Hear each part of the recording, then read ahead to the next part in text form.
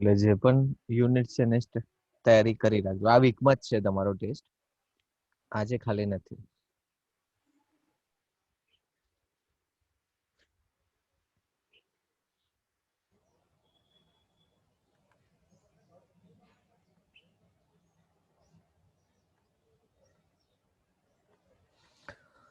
Okay, let me start with thermal energy. So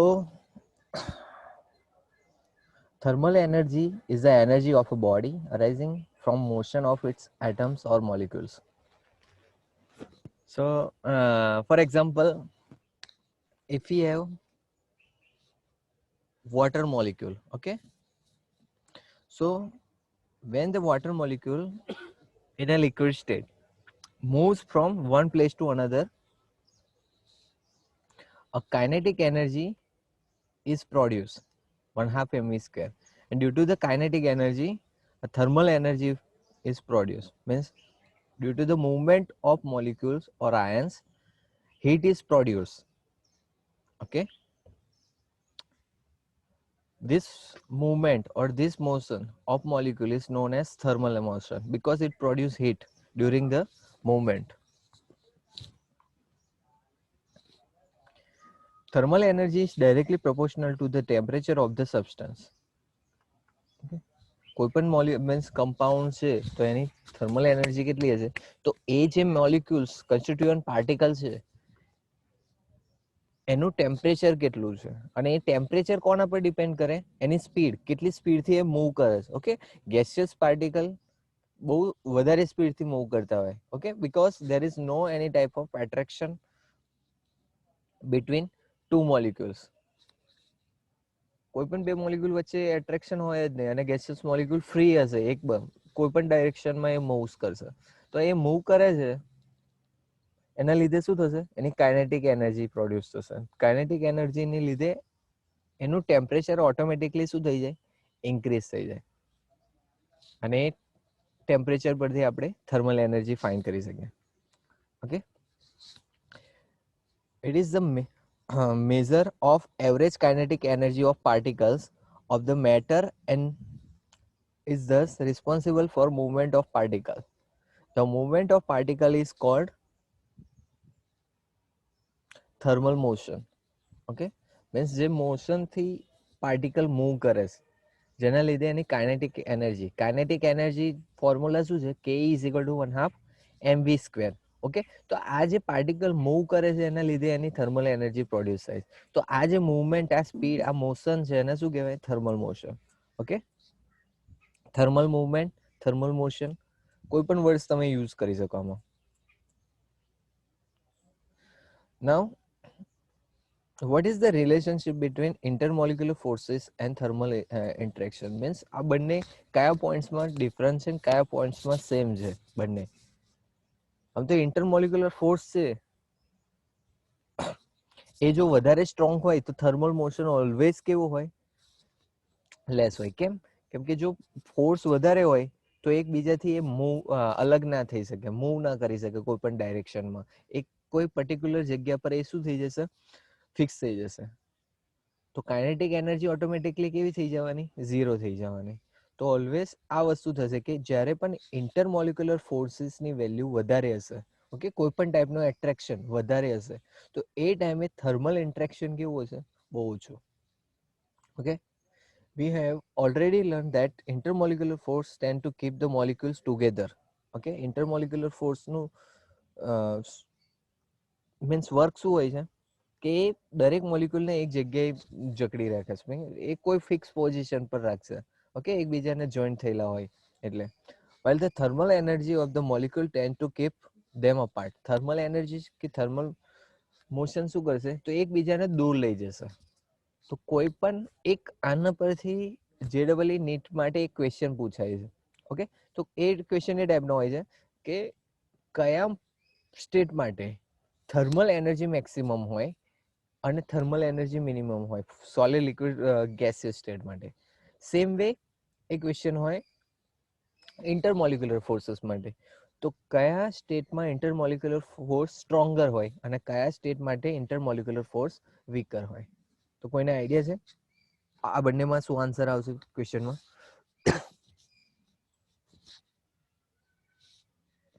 Mike ચાલુ છે ને? હા, છે કોઈ આઈડિયા? આ સ્ટેટમેન્ટ છે એના પરથી જ આન્સર આવશે કે જે થર્મલ એનર્જી છે એ મોલિક્યુલ્સને શું કરે? અલગ કરવાનો ટ્રાય કરે. જ્યારે ઇન્ટરમોલિક્યુલર ફોર્સ મોલિક્યુલને કન્સ્ટિટ્યુઅન્ટ પાર્ટિકલ્સને એક જગ્યાએ ફિક્સ કરવાનો, જકડી રાખે, ઓકે, બાઇન્ડ કરી રાખે.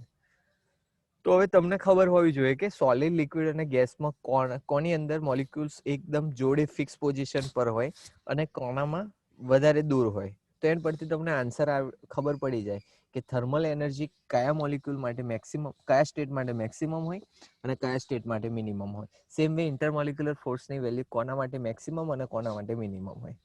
ઓકે, આ ક્વેશ્ચન છે. કોઈ બરાબર ચા પીધી હોય ને મગજ ચાલતું હોય તો આન્સર આપો, નહીં તો હું આન્સર કહી દઉં. Solid sir. સોલિડમાં શું પણ?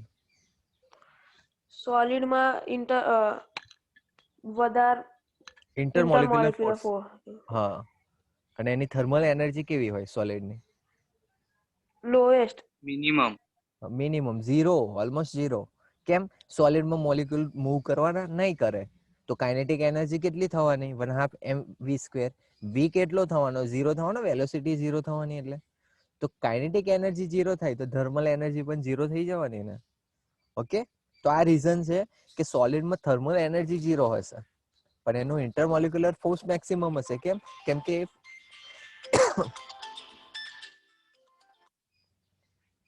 એક જ જગ્યાએ ફિક્સ થઈ જવાના.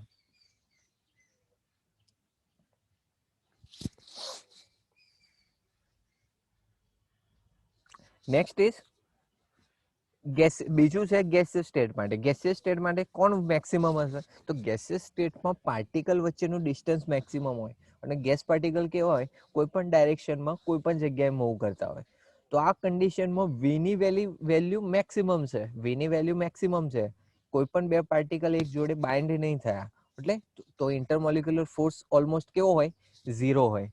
તો ગેસિયસ માટે ઇન્ટરમોલિક્યુલર ફોર્સની વેલ્યુ ઝીરો છે, જ્યારે કાઇનેટિક એનર્જીની વેલ્યુ મેક્સિમમ છે. મીન્સ એની થર્મલ એનર્જી કેવી હશે ગેસ માટે? મેક્સિમમ. ઓકે, તો 4 ક્વેશ્ચન પૂછાય ગમે તે રીતે આન્સર આવડી જશે. છે ડાઉટ કોઈને? નો સર. ઓકે, આ ટાઈપનો ક્વેશ્ચન તમારે JEE નીટમાં હોય જે ટેક્સ્ટ બુકમાં ના મળે. તમારે વિચારવું પડે થોડું. ઓકે, તો જો તમને જગ્યા હોય ને અહીંયા ટેક્સ્ટ બુક ને થોડી રંગબેરંગી કરવી હોય ને તો આ જે સ્ટેટમેન્ટ છે ને ત્યાં આગળ લખી દેવાનું કે સોલિડ માટે kinetic energy zero, intermolecular force maximum. Gaseous માટે kinetic energy maximum means thermal energy maximum, while intermolecular force almost zero કે મિનિમમ. ઓકે, તો આવો બધા પોઈન્ટ જો તમે લખશો ટેક્સ્ટ બુકમાં, ઓકે, તો એ બહુ તમને હેલ્પ કરશે. When molecular interaction are very weak, molecule do not cling together to make liquid or solid unless thermal energy is reduced by lowering the temperature. તો કોઈ પણ મોલિક્યુલ સોલિડ કે લિક્વિડ નહીં થાય, ઓકે, જો એની કાઇનેટિક એનર્જી મેક્સિમમ હશે. તો kinetic energy maximum છે તો એને લિક્વિડ અને સોલિડમાં કન્વર્ટ કરવું હોય શું કરવું પડે? ટેમ્પરેચર કાં તો રિડ્યુસ કરવું હોય. વેપર છે તમારી જોડે, વેપરને તમારે લિક્વિડ કે સોલિડમાં કન્વર્ટ કરવું હોય, લિક્વિડમાં કન્વર્ટ કરવું હોય તો વેપરની મૂવમેન્ટ તો કન્ટિન્યુઅસ રહેવાની. તો એ વેપરને લિક્વિડમાં કન્વર્ટ કરવા માટે આપણે એક જ રસ્તો છે. શું? કે એનું ટેમ્પરેચર રિડ્યુસ કરી દેવું. ઓકે, એક પ્રોબ્લેમ છે, 8% બેટરી રહી છે. એટલે ગમે ત્યારે કદાચ એ થઈ જાય, ક્લોઝ થઈ જાય તો પછી હું મેસેજ કરી દઈશ કે લેક્ચર પછી કન્ટિન્યુઅસ છે કે નહીં. હજુ 10 to 15 મિનિટ્સ તો આપણે લઈ લેવાશે. Okay okay, so gases do not liquefy on compression only. Okay, we have to make them close to each other. Okay, એકબીજાને ક્લોઝ લઈ જવા પડે. ડાયરેક્ટ ગેસ લિક્વિડમાં ના થાય. કોમ્પ્રેસ કરીએ, બીજું શું કરવું પડે, એનું ટેમ્પરેચર ડાઉન કરવું પડે. ટેમ્પરેચર ડાઉન કરો તો ઓટોમેટિકલી વેપર શામાં કન્વર્ટ થઈ જાય, લિક્વિડમાં કન્વર્ટ થઈ જાય. તો બે મેથડ છે જેમાં તમે કાઇનેટિક એનર્જીને ચેન્જ કર્યા વગર, ઓકે, મીન્સ બીજું કોઈ પ્રોસેસ કર્યા વગર એને ડાયરેક્ટ ગેસને, જેની કાઇનેટિક એનર્જી મેક્સિમમ છે, એને લિક્વિડમાં કન્વર્ટ કરી શકો. First one is compression and second one is lowering the temperature. Okay, so you have to remember these 2 points, how to convert vapor into liquid. Now liquid માંથી solid, એ પણ એવું કે either you can compress that liquid or you have to lower the temperature. Okay, water છે તો વોટરને જો તમારે આઈસમાં convert કરવું હોય તો કાં તો તમારે પ્રેશરાઇઝ કરવું પડે, high pressure, or you have to just lower the temperature. Okay, temperature low કરીને પણ કન્વર્ટ કરી શકો.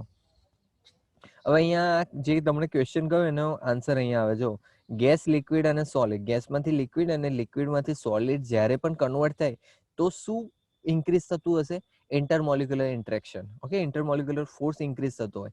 ગેસમાં એ મિનિમમ છે, લિક્વિડમાં એનાથી વધારે અને સોલિડમાં maximum. Same with thermal energy, સોલિડમાં કેવી છે, મિનિમમ. ઓકે, લિક્વિડમાં એનાથી થોડી ઇન્ક્રીઝ થશે અને ગેસમાં સૌથી વધારે મેક્સિમમ થાય. તો આ ચાર્ટ એ રીતે તમારે રીડ કરવાનો છે, શું કહેવા માંગે છે, આ એરો શું છે એ તમારે ખબર હોવી જોઈએ, કોનું મિનિમમ કોનું મેક્સિમમ છે. Okay,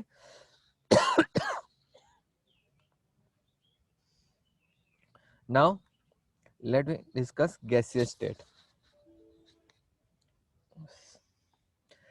Gaseous state, it is simplest state of matter.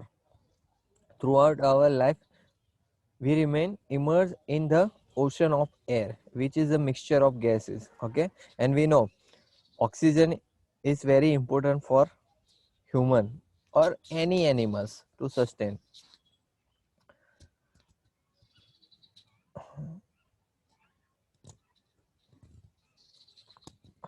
We spend our life in lowermost layer of atmosphere, that is called troposphere, which is held to the surface of earth by gravitational force. That you know what is troposphere, stratosphere. Okay, આ બધું તમને already ખબર હશે, 6-7 સ્ટાન્ડર્ડમાં જ આ બધું આવી જાય.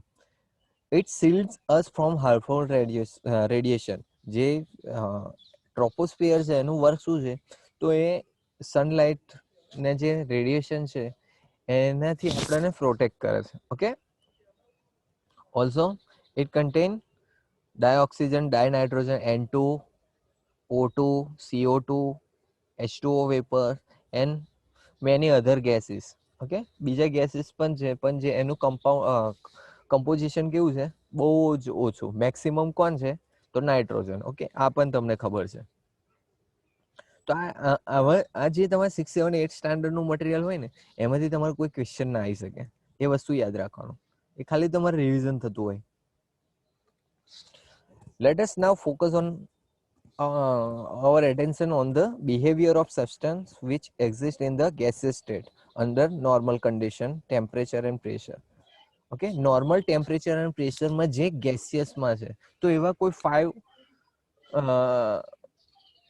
એક્ઝામ્પલ આપો મને કે જે normal condition means temperature increase કર્યા વગર, પ્રેશર ઇન્ક્રીઝ કર્યા વગર જે ગેસિયસ સ્ટેટમાં છે. કોઈને ખબર છે?